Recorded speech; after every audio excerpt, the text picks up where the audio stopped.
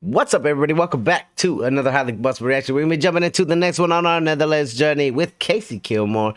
This is normal Dutch, normal in quotations, because we know about what the Dutch normal is like. So, normal Dutch things that got me, Dutch culture shocks. I'm excited. Let's jump in. Let's check it out together. Much love to all of our new Dutch subscribers. You are more than welcome. I do appreciate you for flooding the channel.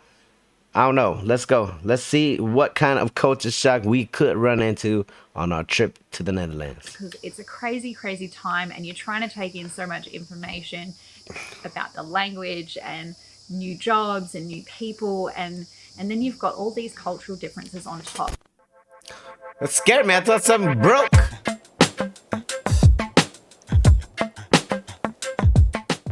Hello everyone and welcome back to another video. This week I wanted to talk about the 5 things that shocked me when I got to the Netherlands. Now, I've been out of the Netherlands for exactly 1 year now, and that was obviously not part of the plan. But when I think back to my time when I first arrived in the Netherlands, things that seemed pretty normal for everyone else came as quite a shock to me, and some things that took some time to actually get used to. So without anything else, let's jump straight into the video. Now, one of the first things that... How the hell? First off, how could a toilet come as a shock? I've seen some pretty strange toilets, to include like the ones in the Middle East where you just straddle the toilet, a pit in the ground. I'm excited. Let's see how the toilets are different. That at the beginning I probably thought was more of a coincidence, but as time went on I realized that nearly every Dutch house has this, but they usually have a toilet, and correct me if I'm wrong, there is usually a toilet next to the front door. A toilet next to the front door? For who?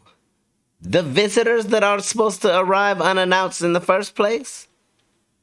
If you can't arrive unannounced, you damn sure you can't arrive having to use my toilet. Like, I don't know if this is just an old house thing. I don't know if there's an actual reason for it. Does it have something to do with architecture? Does it have something to do with it's very plumbing? weird. I know we lived in Amsterdam, so my experience is mostly from there. But even when we went to visit our partner's family in the more regional areas, they also seem to have toilets by the front door.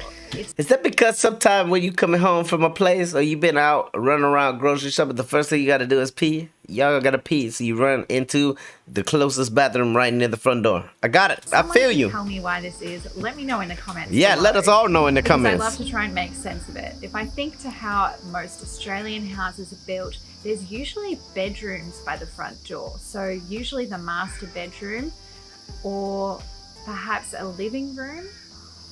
This design, I think, comes mostly from Australian houses mostly being ground level houses. There's not a lot of houses that are actually double story or have 2 levels. That's odd. So everything's on the same floor, whereas in the Netherlands, the bedrooms are usually above. So that was one of the things that kind of took getting used to it. I thought it was a bit strange that there was always a toilet by the front door and bedrooms are always on the story above.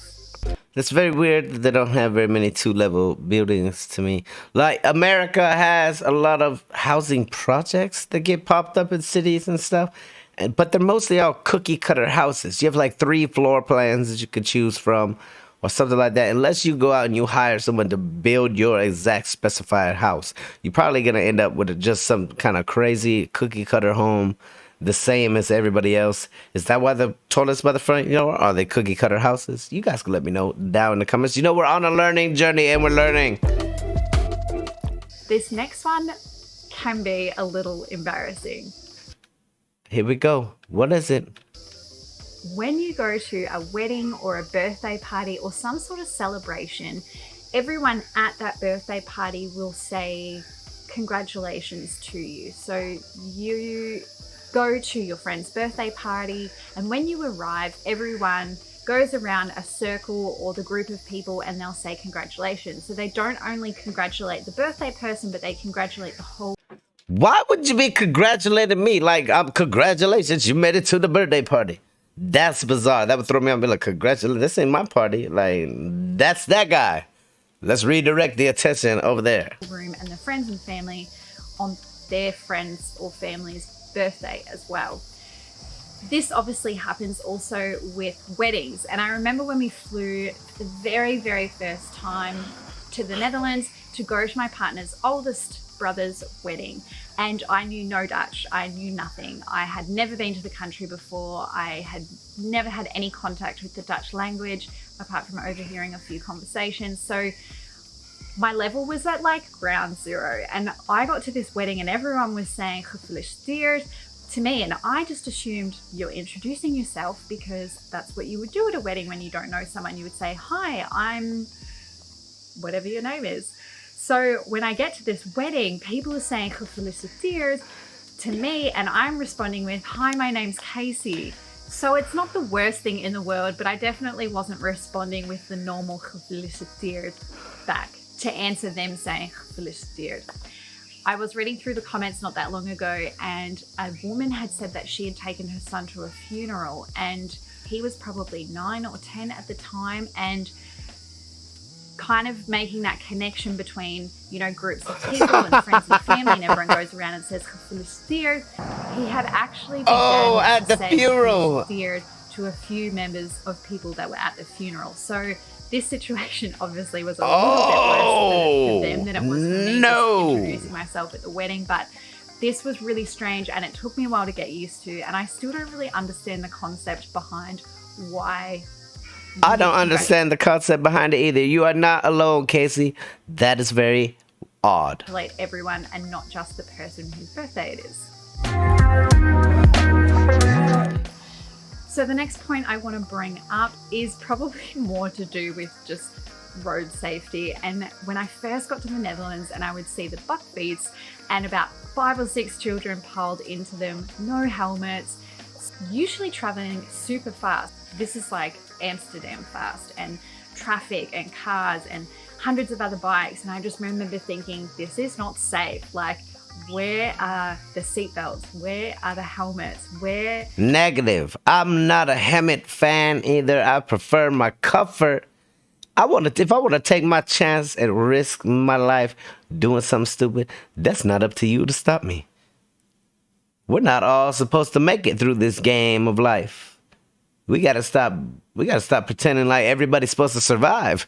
Like, people make mistakes. People do things when they're young. We run around and we cause a ruckus and we do all kinds of stuff. And even when we get old, some of us never grow out of that. I understand the need for a helmet on a motorcycle.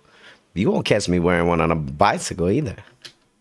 Is the priority of safety. And I guess after time, you kind of just get used to it. Everyone makes way for buckfeets and children in the buckfeets. So I think everyone else is super aware of them and makes way for them. I have seen the ones that they use at the kinderopvang, the kindergarten, where they manage to squeeze in even more children. But yes, this took time to get used to, but I'm kind of used to it now. And I think when we get back to the Netherlands, and if we decide to have more children, we'll definitely be using a buckfeet and piling them all in there. That's the way to go. So this next point probably follows on from children and safety and things, but I do remember seeing quite a lot of children, young children, being able to cycle on their own and being on the streets by themselves. So playing together in small groups, you know, on a busy city sidewalk. And yes, there was one parent who was around keeping an eye on them, but the amount of independence and freedom that I think children get from a young age in the Netherlands is probably one of the really good aspects of the Dutch culture, that children are really given a lot of freedom and independence, and it helps grow and shape them, I guess, into well-rounded adults.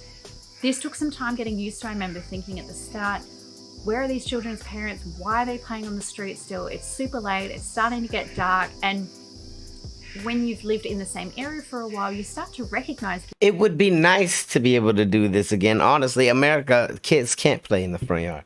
Our parents are really uncomfortable with their children playing in the front yard because of all the crime, because of all of the negativity stuff that could happen. Like, I've heard that it's fairly safe up in the Netherlands, especially if you guys don't have guns. Like, hey, the only thing you got to worry about up there is like hurting yourself. If nobody else is going to hurt you, that's fine. Like, if you're out in a rural area and there ain't no, most of the time, the crime that you do see in a lot of places is around those touristy spots and is brought in by those bottom of the barrel tourists that come. Like, it's not normally the locals that are doing anything negative to you. From my travels, at least in 16 different countries, all of the problems have been from foreigners that were there or expats that were there as visitors. The children, because they're always outside playing on their bikes or playing with each other or drawing with chalk on the sidewalk. So you start to recognize the children, you start to recognize the parents, and it does create this kind of sense of community that you know which child belongs That would be to which amazing. house. If you ever saw them in trouble or needing help, you would know where to take them to. You would recognize their parents, and you'd be more likely, I think, to step in if something had gone wrong.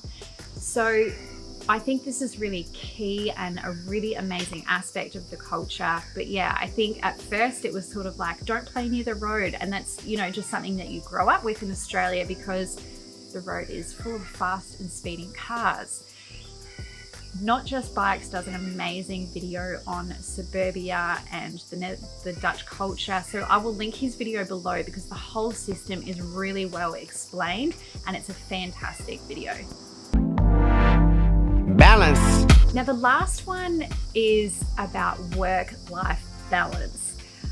In the Netherlands, it is not uncommon to have flexible hours, to be able to work a full-time role but be working that in 4 days. I know my partner working as a graphic designer for a startup, he was working 4 days, and pretty much everyone at his office also worked a 4-day week, and that was pretty standard in their company.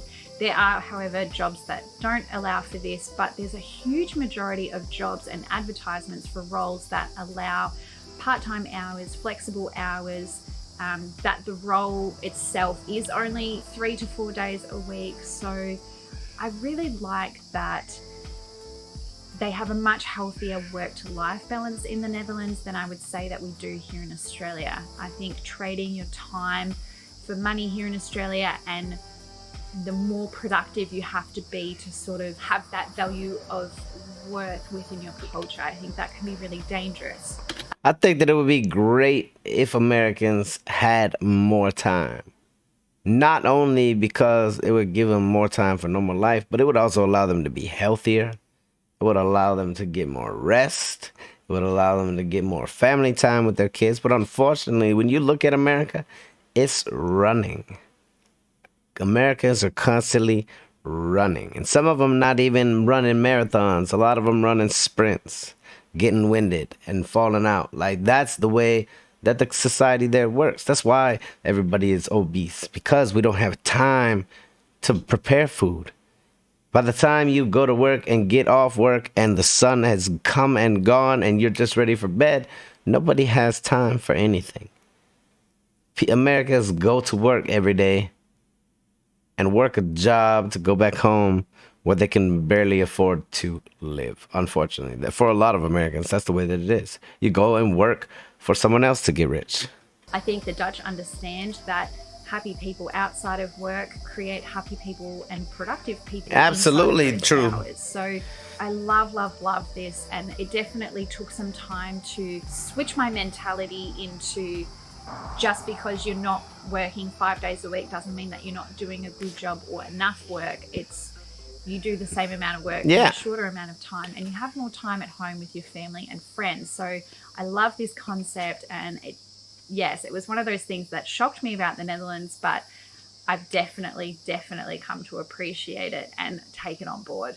These were sort of the key things that stood out for me. If you're an expat in the Netherlands, or you're married to one, or if you're friends with one, what were the things that stood out for you or your friends and family when you first arrived in the Netherlands? Did I miss some of them? Do you have the same ones as me?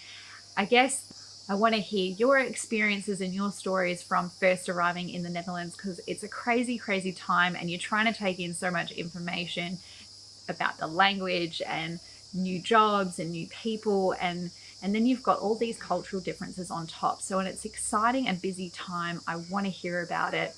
If you like this video, please give it a thumbs up, as it really helps out the algorithm and helps out my channel. If you like these kinds of videos, then please remember to subscribe, and I'll see you in the next video. Bye. And 100% go subscribe if you haven't done so already to Casey. She does some awesome videos. Very informative. It's really helping me out a lot to understand the serious side of the Netherlands. We get a lot of things coming at me from the Dutch about how they're weird and stuff, and that's all fun.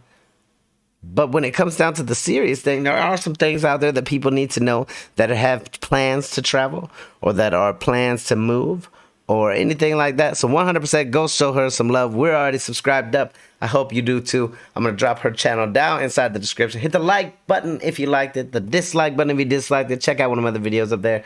Subscribe right here if you want to see more content, possibly your content. Till the next one, I'm highly combustible. You guys be happy, healthy, safe. I love you to the moon and back. Peace.